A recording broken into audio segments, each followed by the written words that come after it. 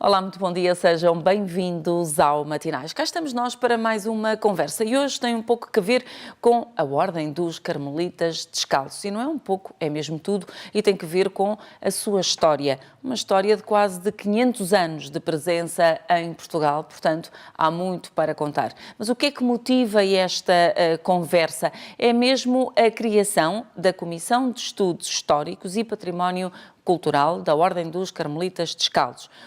Vamos perceber para que é que serve esta comissão, qual é a sua missão, o que é que vai acontecer e o que é que eles vão fazendo.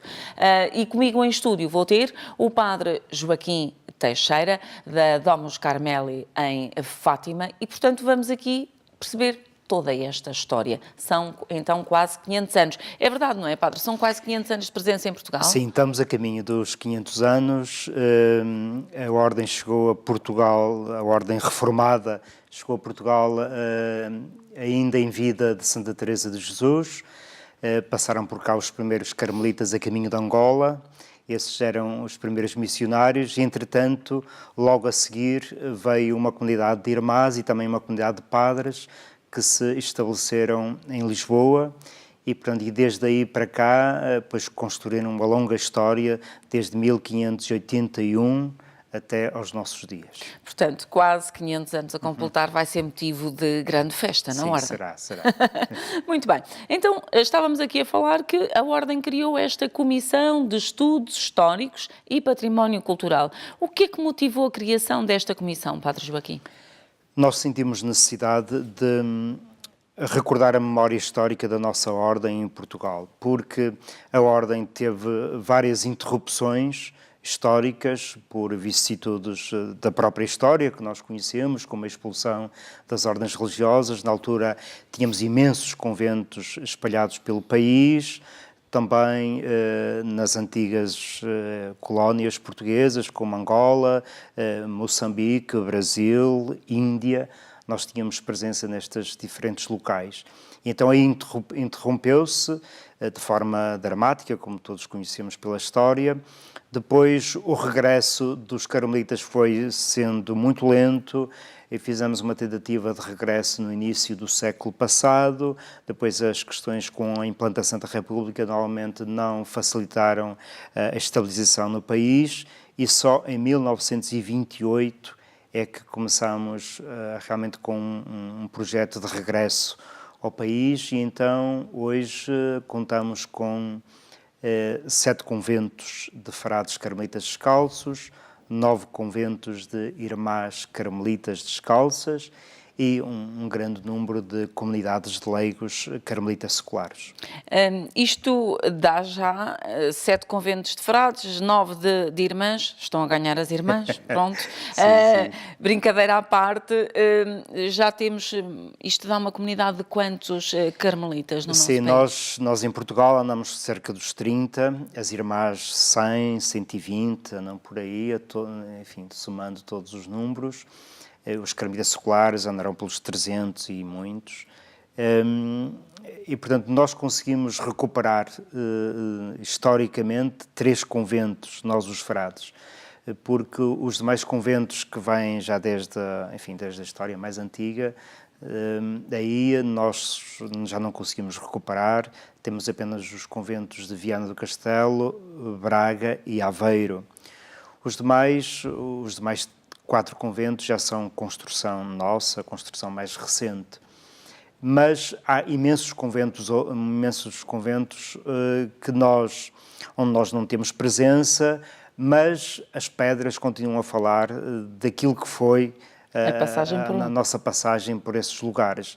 E então esta Comissão de Estudos Históricos, ela foi criada há 2 anos, exatamente com o intuito foi criada há 1 ano, foi agora formalizada recentemente, mas já vinha a trabalhar antes. Foi criada com o intuito de exatamente recuperar toda esta história das diferentes presenças da Ordem dos Carmelitas em Portugal, seja no ramo masculino, seja no feminino, seja no ramo laical. E então tem sido um trabalho muito grande, claro que é um trabalho que sobretudo nós os frades apoiamos, porque também temos alguns frades dedicados, enfim, com bastante empenho nesta área, mas a maioria das pessoas que trabalham na investigação sobre as diferentes presenças da Ordem em Portugal são gente ligada à investigação histórica, pessoas ligadas às universidades, que se têm agregado a nós e nós também os temos acolhido, temos criado este movimento, por isso é que eu dizia que a Comissão foi criada há um ano e formalizada agora recentemente, mas já há uns tempos para trás que se vinham agregando um conjunto de pessoas que têm feito investigação histórica sobre a presença dos carmelitas nas diferentes áreas.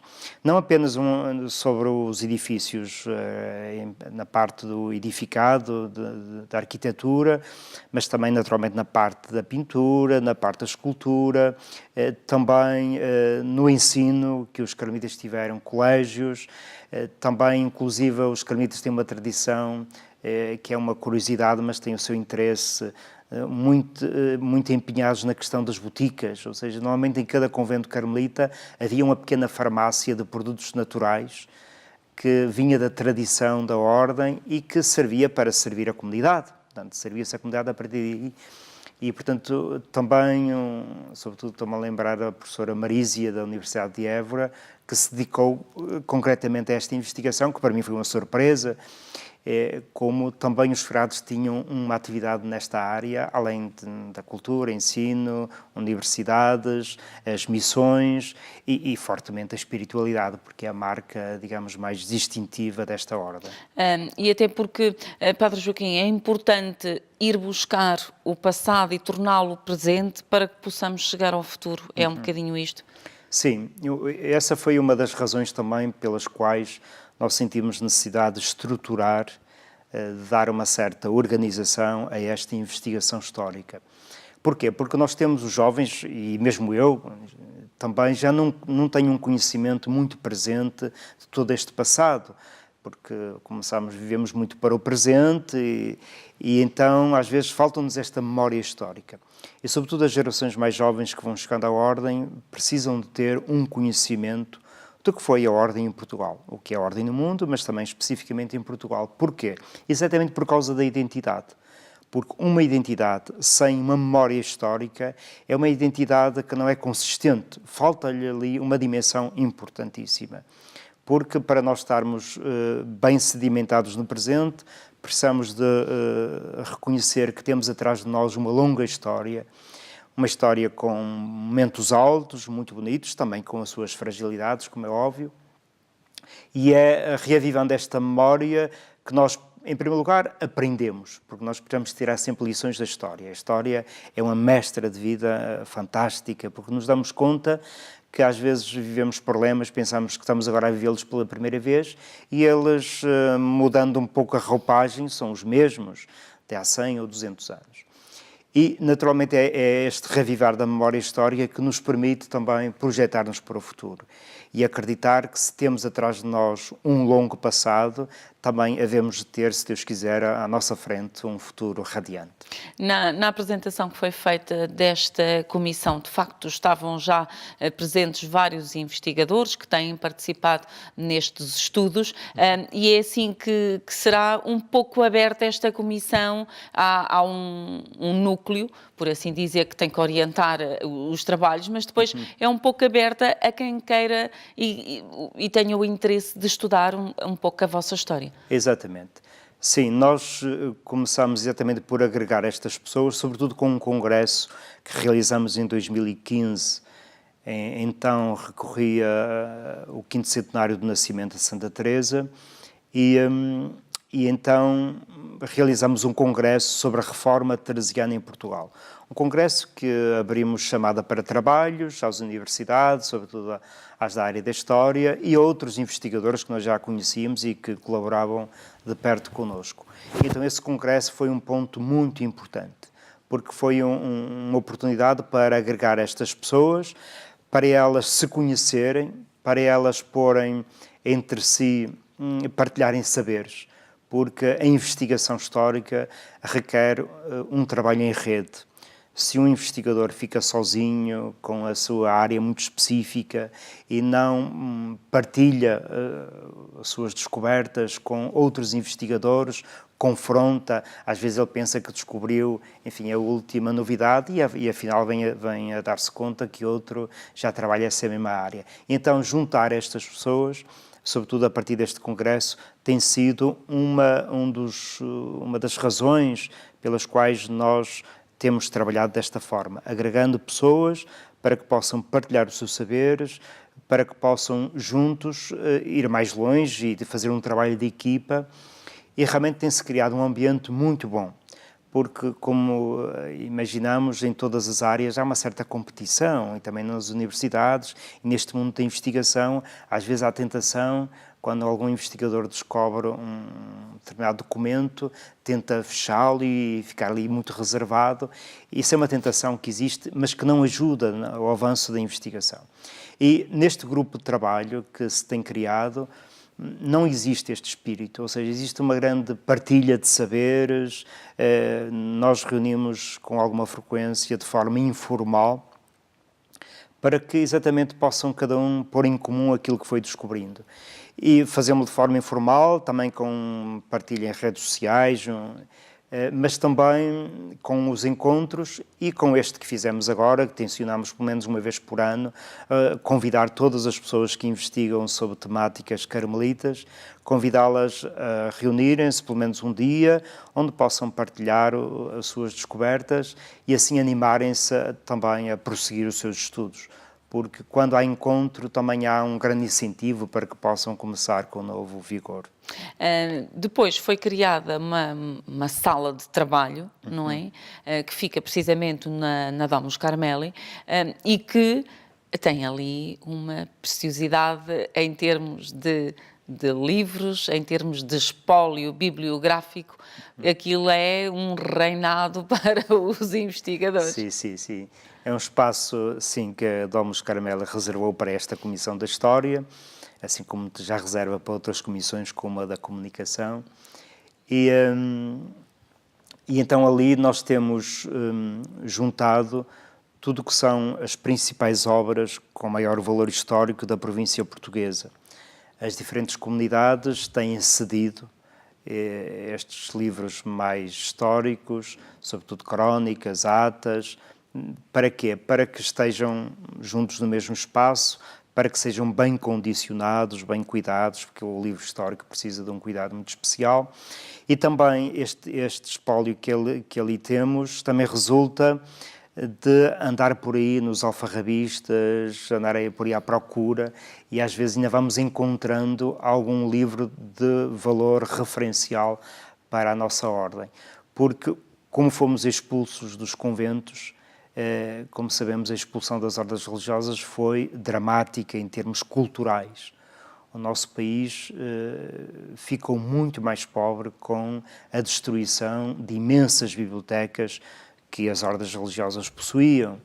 E, portanto, com essa expulsão também as nossas bibliotecas foram expoliadas, muito livro foi destruído, ficou por aí. Alguns vão parar a particulares, alfarrabistas, que nós agora, sempre que conseguimos recuperar alguma obra, pois fazemos-lo com todo o empenho, com todo o gosto.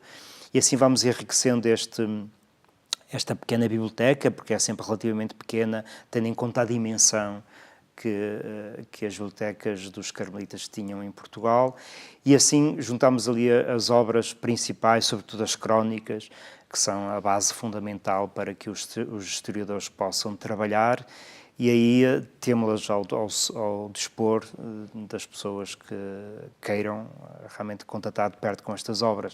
Claro, temos imensos projetos, um deles é digitalizar toda esta biblioteca, algumas obras já estão, mas queremos digitalizar muitas mais, porque assim facilita o acesso e também preservamos os originais, que é fundamental. Manusear muito, claro, não dá muito jeito, claro, porque de facto tem lá livros século XVI, por exemplo, e portanto tem que ser muito cuidadosamente manuseados. Além dessa sala, e para que os investigadores de facto até possam manter uma espécie de diálogo e de conversação via internet, não é? Foi foi criado uma plataforma, uma página, onde eles podem ir colocando os seus artigos. Exatamente. Este pequeno site que criamos é um espaço de partilha, tem alguma parte que é mais reservada a investigadores, outra parte é mais aberta ao público em geral, onde nós vamos colocando os trabalhos que já foram publicados. E além deste repositório de estudos feitos e também desta digitalização dos documentos que vamos fazendo, também lançamos, com a criação desta comissão, lançamos uma revista de estudos históricos que se chama Estúdia Carmelita, portanto, Estudos Carmelitas, e esta revista terá, em princípio, uma periodicidade anual. Será, por enquanto, apenas digital também, não pensamos, a não ser que consigamos algum patrocínio. Portanto, em princípio, não será publicada em papel, mas apenas em digital, e será uma revista onde os investigadores, aí sim, poderão publicar as suas novidades, porque os investigadores precisam de ver reconhecidos os seus trabalhos e às vezes investigam, escrevem de forma crítica sobre os documentos que encontram, mas às vezes não encontram espaço onde os publicar. E claro, nós carmelitas temos todo o interesse em apoiá-los neste sentido, e daí a criação desta revista, que será uma forma também depois de divulgarmos, mesmo a nível internacional, porque a Ordem está presente em todos os continentes e também nos outros diferentes países há também estudos semelhantes àqueles que nós estamos a realizar em Portugal. E sobretudo com Espanha. Nós necessitamos muito de cooperar com Espanha e Espanha connosco, porque a Ordem é muito devedora do país vizinho. Não só porque nasceu lá, quando a Reforma Teresiana teve o seu epicentro em Ávila, e também a província portuguesa, que sempre foi, portanto, lançada, e também a restauração da província, quando regressamos de novo em 1928, sempre foi liderada pelos espanhóis, por diferentes províncias, e, portanto, a nossa história cruza-se muito. E esta revista vai permitir que não só os espanhóis também possam publicar nela, mas também nós possamos publicar e partilhar todo este saber com os nossos irmãos e os investigadores de Espanha, que também têm um trabalho admirável nesta área. Uma das partes que os investigadores abordaram e falaram até neste encontro foi a questão arquitetónica e aquilo que a arquitetura dos conventos carmelitas podem ou não contar sobre a vossa história. E, portanto, isso também é importante ressalvar. Exatamente. Esta é uma das áreas, a área da arquitetura, e se calhar uma das mais importantes. E neste encontro, no dia do lançamento da comissão, escolhemos exatamente este tema para refletir e partilhar nesse dia, que é uma grande pergunta que a Ordem faz, que é esta: existe uma arquitetura específica do Carmelo Descalço?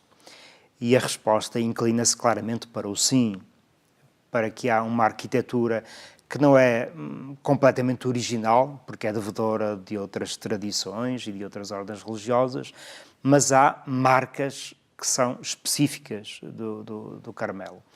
De tal forma que, se nós vamos a qualquer igreja histórica dos carmelitas, seja pequena, seja grande, nós entramos, imediatamente começamos a identificar elementos que são específicos. E estes investigadores, sobretudo a arquiteta Teresa Campos Coelho, o engenheiro Miguel Portela, que são daqueles que estão mais empenhados em investigar nesta área, eles estão a fazer toda uma recuperação destes elementos predominantes ao longo dos séculos na arquitetura carmelita, e estão também a tentar encontrar de que é que ela é devedora, quais são os tracistas, quais são os arquitetos que foram configurando este estilo próprio carmelita. Se entrarmos, seja na igreja de Santa Cruz, no Bussaco, que é um conventinho que muitas vezes vamos ao Bussaco e ainda nos damos conta que lá era um espaço, era o deserto dos carmelitas descalços em Portugal, e que aquele hotel que foi construído quase literalmente esmagou uma parte do convento, mas ainda há lá uma boa parte, a igreja e uma parte dos claustros ainda se mantém e é visitável. E entrando na Igreja dos Carmelitas de Aveiro, de Braga, de Viana do Castelo, nos Remédios em Lisboa, junto ao Museu Nacional de Arte Antiga, ou então também a Igreja dos Remédios em Évora e por aí além. À medida que entramos, nós damos conta que há elementos comuns e claramente que obedeciam a regras muito bem definidas. Mesmo as próprias constituições, a regra fundamental de vida da nossa ordem, já pré-definia que a arquitetura, a construção de novos conventos deveria obedecer a determinadas normas que estavam em função de quê? Em função do espaço orante, celebrativo, comunitário. A nossa ordem valoriza imenso a vida comunitária e é também uma ordem em que a oração, a espiritualidade está no centro. E então toda a arquitetura está em função destes valores. E o claustro é claramente um espaço de oração. Depois a igreja com o seu coro, que era o espaço onde os frades rezavam, e ainda hoje rezam quando têm estes conventos mais históricos, onde rezam nesses espaços. E então é toda uma arquitetura ao serviço destes valores. Uma arquitetura que, segundo os investigadores responsáveis, consegue conjugar muito bem a própria arquitetura em si e a espiritualidade da ordem.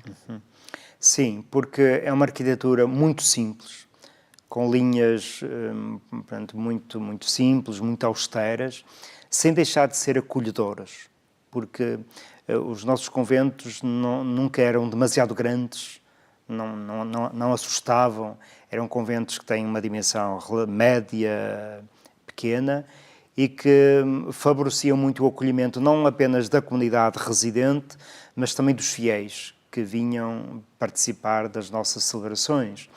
E então todo ele cuida deste espaço celebrativo, cuida deste espaço de acolhimento, onde haja uma proximidade entre a comunidade residente que rezava e os fiéis que se associavam a nós para também celebrar a Eucaristia ou também às vezes participar de alguns momentos litúrgicos. E, portanto, essa é uma preocupação que tem, que é a dimensão do acolhimento, que é uma marca também muito cuidada entre os carmelitas. E depois toda a simplicidade, porque nós somos uma ordem que valoriza muito a espiritualidade, valoriza muito a mística, e a mística é a experiência do essencial, do simples, daquilo que é fundamental e não se entretém em aspectos secundários, acessórios. E também a arquitetura reflete isto, esta simplicidade, esta essencialidade. Então nós na nossa arquitetura das igrejas temos claramente no centro, na cruz latina temos claramente no centro o altar, a centralidade de Cristo. Depois temos todo o espaço do presbitério, onde concelebrava, sobretudo depois da reforma litúrgica, concelebravam toda a comunidade residente e onde facilmente os fiéis que participavam se sentiam envolvidos também pela comunidade que os acolhia.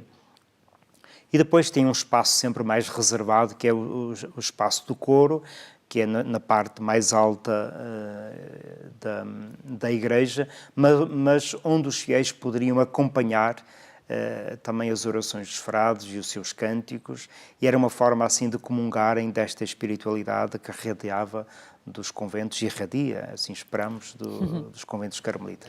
Padre Joaquim Teixeira, muito obrigada por ter vindo ao Matinais. Foi assim mais uma conversa para conhecermos então esta Comissão de Estudos Históricos e Património Cultural, criada pela Ordem dos Carmelitas Descalços. O objetivo é ir a fundo naquilo que é uma história com quase 500 anos. É tudo, até amanhã, fique bem. Estamos em sua casa, estamos no seu coração. Somos Ângelos TV, a televisão católica portuguesa.